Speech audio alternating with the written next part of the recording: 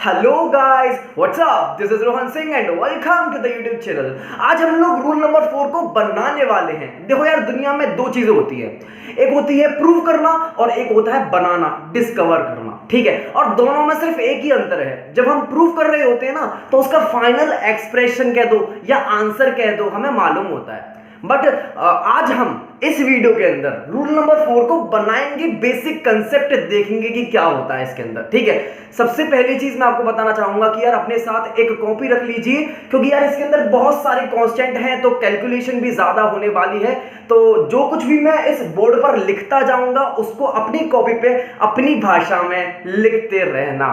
ठीक है, तो करते हैं अपनी वीडियो को start. Let's roll the intro. सबसे पहले तो यार इसको रूल कहना बंद कर दो, क्योंकि यार ये सिर्फ एक अच्छा क्वेश्चन के अलावा कुछ नहीं है। ठीक है, कर लेते हैं इसको सॉल्व। ये जो इक्वेशन आपको नजर आ रही है ना, ये mdx plus ndy is equal to 0 इस पर्टिकुलर फॉर्म में नजर नहीं आ रही है। सही बात है कि नहीं? तो यार सबसे पहले हम इस पर्टिकुलर इक्वेशन को इसमें कन्वर्ट कर लेते हैं। सही बात है कि नहीं? क्यों? क्योंकि यार हम जानते हैं, हमने डिफरेंशियल इक्वेशन के अंदर जितने भी कंसेप्ट पढ़े हैं ना, उसके अंदर यही जनरल इक्वेशन अज्यूम करके हमने उनको सॉल्व किया है, उसके सॉल्यूशन को निकाला है। सही बात है कि नहीं? ठीक है, तो पहले इसे कन्वर्ट कर लेते हैं। इस इक्वेशन के अंदर क्या करूंगा, इसको इससे मल्टीप्लाई करते हैं, इसको इससे मल्टीप्लाई करते हैं और dx उसके अंदर से कॉमन ले लेंगे। ठीक है, तो करते हैं यार, x की पावर m इंटू y की power n into ay dx plus इसका इससे x की power m dash into y की power n dash into a dash y into dx। dx मैंने यहां से कॉमन ले लिया। ठीक है, तो कुछ इस तरीके से हमारी इक्वेशन बन चुकी है। ऐसा ही मैं इसके साथ करूंगा, इसका इससे मल्टीप्लाई करो, इसका इससे मल्टीप्लाई करो और dy वहां से कॉमन ले लो। ठीक है, तो x की पावर m इंटू y की power n into bx dy plus x की power m dash into y की power n dash into b dash x into dy मैं यहां से कॉमन ले ही ले रहा हूं। ठीक है, इज इक्वल टू 0। ये जो इक्वेशन निकल के आई है, ये mdx plus ndy is equal to 0 इस पर्टिकुलर फॉर्म में नजर आ रही होगी। अब ठीक है, अब एक बार हम चेक कर लेते हैं कि ये जो इक्वेशन है एग्जैक्ट है कि नहीं। सही बात है कि नहीं? एग्जैक्ट के लिए क्या करते थे हम लोग, del m upon del y should be equal to del n upon del x, यानी कि अगर ये वाली कंडीशन सेटिस्फाई होगी तो ये जो इक्वेशन है ये एग्जैक्ट इक्वेशन कहलाएगी। सही बात है कि नहीं? m क्या है, m ये है, n ये है। कर देते हैं यार, del m upon del y निकालते हैं। del m upon del y निकालो जरा, क्या आएगा। इस पर्टिकुलर एक्सप्रेशन को with respect to y differentiate कर दीजिए, यानी कि x को एज अ ट्रीट करना है कांस्टेंट। अच्छा ये बताओ, y की पावर n इंटू y की पावर 1 क्या होगा, y की पावर n प्लस 1। ठीक है, लिख सकता हूं ना, n प्लस 1 इंटू यहां पर a था। ठीक है, अब जरा इसको सॉल्व करते हैं।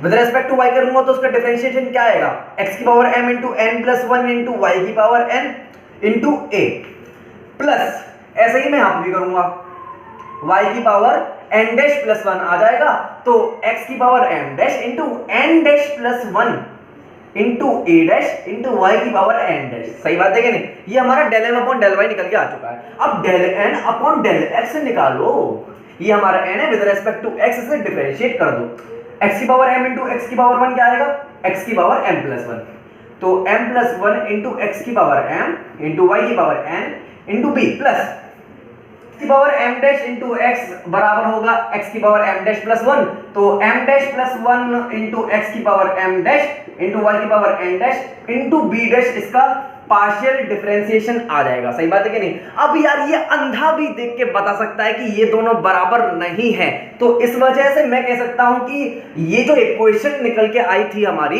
ये एक नॉन एग्जैक्ट डिफरेंशियल इक्वेशन है। और हम ये जानते हैं कि किसी भी नॉन एग्जैक्ट डिफरेंशियल इक्वेशन को एग्जैक्ट डिफरेंशियल इक्वेशन में कन्वर्ट करने के लिए हमें इंटीग्रेटिंग फैक्टर से मल्टीप्लाई करना पड़ता है अपनी नॉन एग्जैक्ट इक्वेशन के अंदर। ये मैं हजार बार बता चुका हूं अपनी वीडियोस के अंदर। ठीक है, तो एम क्या हो गया, इंटीग्रेटिंग फैक्टर को फाइंड करना। ठीक है, तो इंटीग्रेटिंग फैक्टर को फाइंड कर दूंगा तो भाई सीधी सी बात है, हम इस नॉन एग्जैक्ट इक्वेशन को एग्जैक्ट में कन्वर्ट कर देंगे।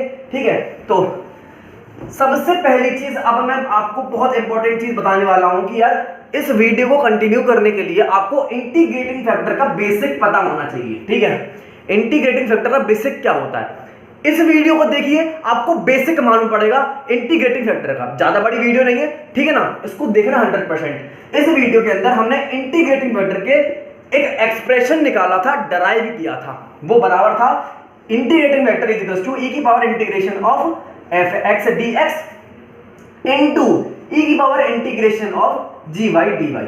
ये हमने वहां पर डराइव किया हुआ है। और इसके अलावा एक और बेसिक इक्वेशन डराइव की थी जो कि बहुत ज्यादा इंपॉर्टेंट होती है, वो थी del upon del M upon del Y minus del N upon del X बराबर होता है N into function of X minus M into function of Y, G Y बोलता हूं, ठीक है।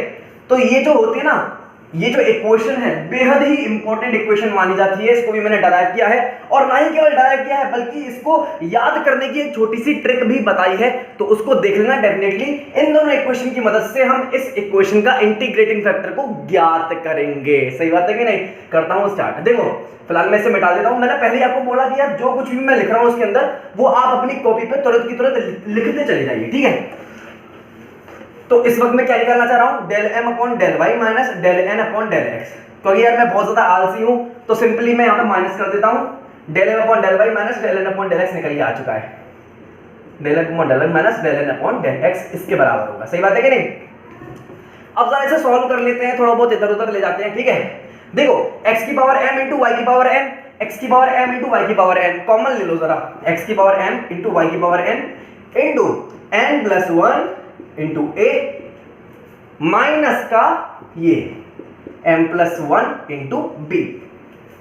अब प्लस x की power m dash into Y की पावर n डैश यहां पर भी है, और x की power m dash into Y की पावर n डैश वहां पर भी है। तो दोनों में से आप कॉमन ले लीजिए। क्या आ जाएगा? x की power m dash into Y की पावर n डैश कॉमन ले लूंगा तो क्या बचेगा? n dash plus 1 into a dash minus m dash plus 1 into b dash. ये हमारी इक्वेशन इसमें कन्वर्ट हो चुकी है। और हम ये जानते हैं कि del m upon del y minus del n upon del x बराबर होता है f x into n minus जी वाई इंटू वाई। ये इसके बराबर होता है, ठीक है। ये अभी अपने उस वीडियो के अंदर देखा होगा, ठीक है।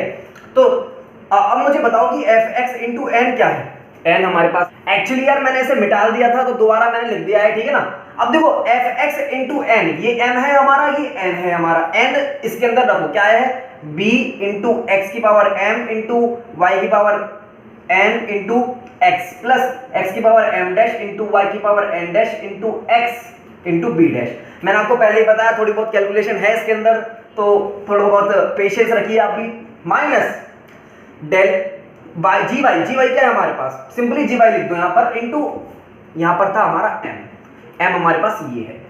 m किसके बराबर है? a इंटू एक्स की पावर m इंटू वाई की power n into y plus a dash into x की power m dash into Y की power n dash into y. जरा इसको सॉल्व करके देखो यार, थोड़ा सा सॉल्व करना है इसे। एफ एक्स, अच्छा ये बताओ x की पावर m इंटू वाई की पावर n, x की पावर m इंटू वाई की पावर n, इन दोनों टर्म को पकड़ो और x की पावर m और y की पावर n कॉमन ले लो, ठीक है। x की पावर m इंटू वाई की पावर n मैंने कॉमन ले लिया, क्या बचेगा? F x into B into X, सही बात है कि नहीं? माइनस जी वाई इंटू ए इंटू जी वाई इंटू ए इंटू वाई, ये हमारा बन गया। प्लस ऐसे ही मैं इसके साथ भी करूंगा, यहां पे x की power m dash into Y की पावर n डैश कॉमन लूंगा, जो बचा उसको ब्रैकेट में रहने दो। क्या बचेगा बताओ जरा? F x into x into b dash minus क्या बचेगा? G Y into M dash, sorry g Y into a dash into y. Simple सा कैलकुलेशन कर रहा हूं, उससे बढ़कर कुछ नहीं कर रहा हूं, ठीक है। तो देखो यार ये जो RHS था ना, ये किसके बराबर आ गया? इसके बराबर आ गया। सही बात है कि नहीं? और जो हमारा LHS था ये del m upon del Y minus del n upon del x किसके बराबर है? इसके बराबर आ गया। सही बात है कि नहीं? अब ये दोनों बराबर होंगे, ऑब्वियसली इसी बात है। तो देखो x की पावर m इंटू वाई की पावर n, x की पावर m इंटू वाई की पावर n का कोफिशिएंट इसके अंदर जो है वो बराबर होना चाहिए इसके, कंपेरिजन कर रहे हैं बस, ठीक है। तो देखो ये इसके बराबर होगा, मैं यहां पर अब इक्वेशन लिख रहा हूं अपनी, ठीक है। तो ये जो है n plus 1 into a minus m plus 1 into b. अब बस हो गया काम, कुछ नहीं है यार, ये बराबर होना चाहिए इसके, तभी तो LHS बराबर होगा RHS के। जी वाई इंटू ए इंटू वाई, ये हमारा इसके बराबर होना चाहिए। और x की power m dash into Y की पावर n डैश, जो LHS के अंदर इसका कफिशिएंट है वो बराबर होगा जो RHS में x की पावर m इंटू वाई की पावर n डैश का कफिशिएंट है। सही बात है कि नहीं? अब देखो ये दोनों बराबर होंगे, ऑब्वियसली सी बात है, तो क्या होगा इक्वेशन n डैश प्लस 1 ये रहा into a dash minus m dash plus 1 into b dash बराबर होना चाहिए इसके। ये क्या लिखा हुआ है? F x into x into b dash minus ji Y into a dash into y. बहुत सिंपल सी इक्वेशन निकल के आ चुकी है हमारी दो। अब इन दो इक्वेशंस को हमें सॉल्व करना है for finding the value of F X and G Y, बस। ठीक है, मैं इसे एलिमिनेशन मेथड से सॉल्व कर रहा हूं ताकि आसानी रहे। ठीक है, एक काम करो यार, सेकंड वाली इक्वेशन के अंदर आप b अपॉन बी डैश से मल्टीप्लाई कर दीजिए। क्यों?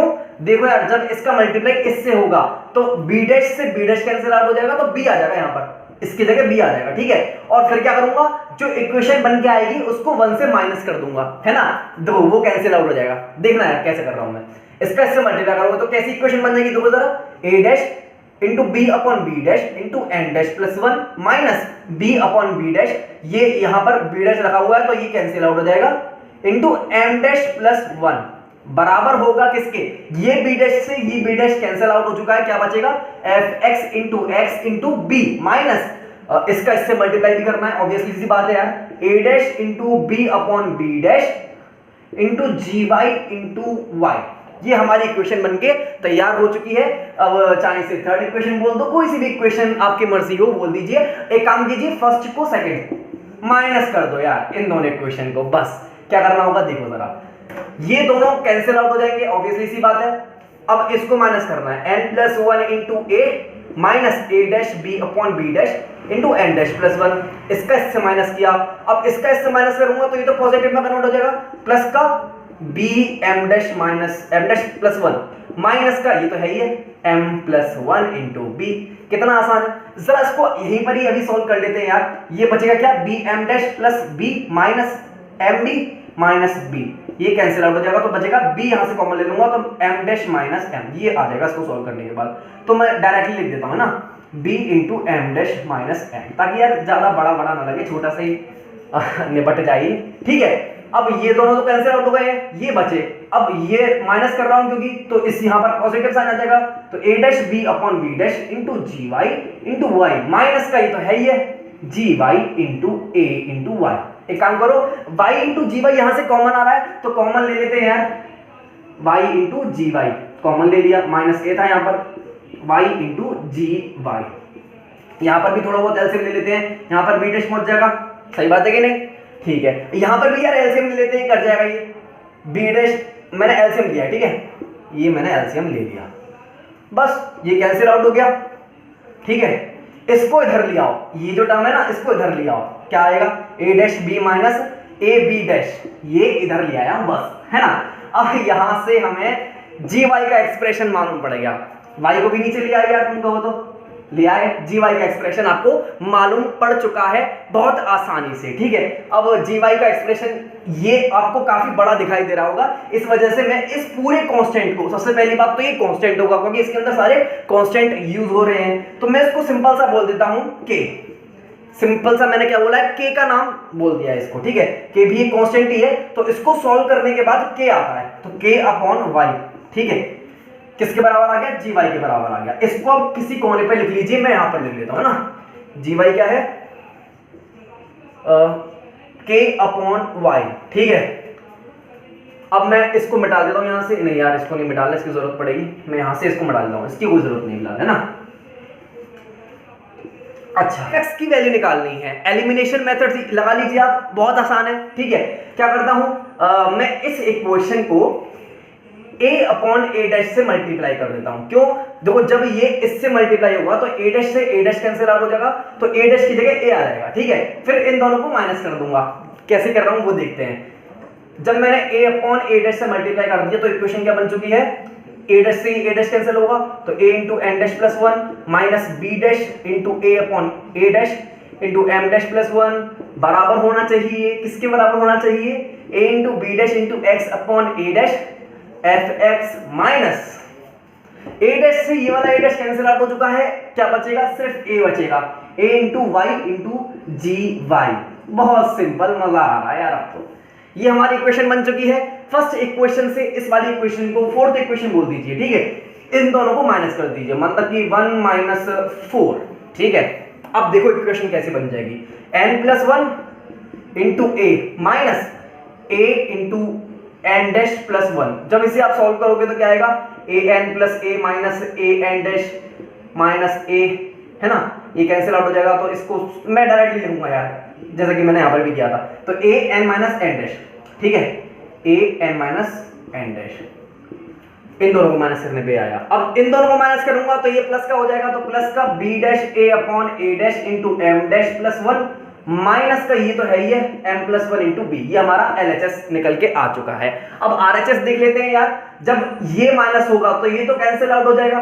अब इसको कर लेते हैं माइनस, क्योंकि देखो जब मैं इसको इससे माइनस करूंगा तो x into f x common आ जाएगा, ठीक है। तो अभी कॉमन ले लेता हूं, x into f x common आ गया, अंदर क्या बचेगा, b minus a B dash upon a dash, b minus a B dash upon a dash. कितना आसान है, ठीक है। अब हम वही काम करते हैं, एक काम करता हूं, यहां से एलसीएम ले लेता हूं, ए डैश यहां पे ए डैश पहुंच जाएगा, यहां पे ए डैश पहुंच जाएगा, ठीक है। यहां पर भी यार ए डैश जरा एलसीएम ले लीजिए ताकि ये कैंसिल आउट हो जाए, ए डैश से ही ए डैश कैंसिल आउट हो गया। इसको और इसको x इंटू दिस टर्म मैं नीचे ले आता हूं, है ना, इसको मैं नीचे ले आया, क्या बचेगा, x into A B minus A dash B into A B dash, ये चीज नीचे आ जाएगी। सही बात है कि नहीं, बस वही काम किया जो मैंने यहां पर किया। तो यहां से fx का एक्सप्रेशन आपको मालूम पड़ चुका है। मैं बस इस वाली टर्म को क्या बोल देता हूं, h बोल देता हूं, ठीक है। यहां पे मैंने k बोला था, इसको h बोल दीजिए, ठीक है। तो fx क्या निकल के आया, h अपॉन x के बराबर आया है। h किसके बराबर है, इस पूरे एक्सप्रेशन के बराबर है, ठीक है। अब आप एक चीज जानते हो, इंटीग्रेटिंग फैक्टर क्या होता था, किसके बराबर होता है, e की power integration of fx dx plus sorry into e की power integration of gy dy। कितना आसान था, इसका डेरिवेशन भी बताया था मैंने, ठीक है। तो देखो e की पावर इंटीग्रेशन ऑफ fx किसके बराबर है, fx बराबर है h अपॉन x के इनटू e की पावर इंटीग्रेशन ऑफ gy किसके बराबर है, k अपॉन y के इनटू dy। अब जरा से सॉल्व करो यार, e की power integration of h upon x, h को कॉमन ले लूंगा, क्या बचेगा, 1 अपॉन x का इंटीग्रेशन क्या होता है, log ऑफ x, और ये नेचुरल लॉग है, ठीक है, बेस e है, ठीक है। अब हम ये जानते हैं m log n किसके बराबर होता है, log n की पावर m। ये प्रॉपर्टी होती है लॉगरिथम की, तो ये h इधर चले जाएगा x की पावर में, पहुंच गया।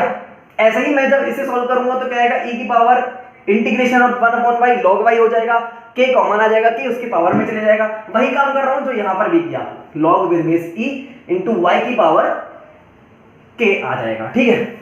और हम ये लॉगरिथम की प्रॉपर्टी जानते हैं कि ये दूर दूर वाले, ये अगर बेस और ये सेम होता है तो ये हट जाती हैं चीजें, बचता क्या है, सिर्फ ये बचता है, x की पावर h बचता है। ये एक आसान सा लॉगरिथम की एक प्रॉपर्टी है, और यहां पर भी वैसा ही होगा, तो y की पावर k बचेगा, ठीक है। तो इंटीग्रेटिंग फैक्टर का एक्सप्रेशन हमें मिल गया, x की पावर h इंटू y की power k, as simple as that. अब आप कहोगे कि यार जो रूल नंबर 4 हमने पढ़ा था उसके अंदर हमने, ठीक है, आपने अभी अभी ये निकाल के बता दिया कि इंटीग्रेटिंग फैक्टर इसके बराबर होता है, ठीक है, अच्छा लगा। बट उस रूल नंबर 4 के अंदर ये जो दो इक्वेशन दे रखी हैं, इनका क्या मतलब हुआ यार, इन दोनों इक्वेशन, ये दोनों इक्वेशन कहां से आई। आप मेरे लिए एक काम कीजिए यार, इन दोनों इक्वेशन को सॉल्व कीजिए और h और k की वैल्यू फाइंड कीजिए, ठीक है। कैसे फाइंड करोगे, एक इक्वेशन पकड़ो, h को k की टर्म्स में निकालो, एक इक्वेशन पकड़ी, h को k की टर्म्स में निकालोगे, ठीक है। और फिर h की वैल्यू दूसरी इक्वेशन के अंदर पुट कर दो, ठीक है। जैसे ही पुट करोगे ना तो k का एक्सप्रेशन आपको मिल जाएगा, ठीक है। और सब्स्टिट्यूशन मेथड से जो k की वैल्यू आई है वो पहली इक्वेशन के अंदर पुट कर देना, वहां से h की वैल्यू मालूम पड़ जाएगी। तो सिंपली दो इक्वेशन को आपको सॉल्व करना है, h और k की वैल्यू फाइंड करनी है आपको, ठीक है। वहां से आपको पता है कैसे एक्सप्रेशन मिलेंगे, बिल्कुल ऐसे ही एक्सप्रेशन मिलेंगे, ये वाले एक्सप्रेशन, h की वैल्यू ये आती है और k की वैल्यू ये आती है इन दोनों इक्वेशन को सॉल्व करने के बाद। यानी कि अब कहोगे कि यार हमें ये क्यों नहीं बताया, हमें ये बता देते तो हम याद कर लेते। पागल हो गए हो क्या, किसको मरना है, ठीक है, इसको याद करना भी बड़े लोगों का खेल है, ठीक है। तो इस वजह से यार हम लोग इसको सिंपलेस्ट फॉर्म में कन्वर्ट कर देते हैं और 2 इक्वेशन में कन्वर्ट कर देते हैं, ताकि आप उन दोनों को सॉल्व कर h और k की वैल्यू निकालो जो कि इसके बराबर आती है, ठीक है। बहुत सिंपल सा होता है। अब आप कहोगे कि यार इतना ठीक है, प्रूफ आपने बता दिया, बट इसका यूटिलाइजेशन क्या है? किसी क्वेश्चन को सॉल्व करके आप बता देते तो अच्छा रहता। यानी कि जो मैंने मेथड बताया यहां पर ना, वो आप मेथड लगाइए इनके क्वेश्चन को सॉल्व करने में। जो रूल 4 है उसको मत लगाइए, इनके क्वेश्चन को सॉल्व करना है ना, रूल 4 के क्वेश्चन को सॉल्व करना है, तो आप ये वाली वीडियो देखिए। और अगर वीडियो अच्छी लगी हो तो लाइक करना यार, शेयर करो, सब्सक्राइब कर दो यार चैनल को, ठीक है। मिलते हैं अपनी अगली वीडियो के अंदर, तब तक के लिए goodbye with the high five.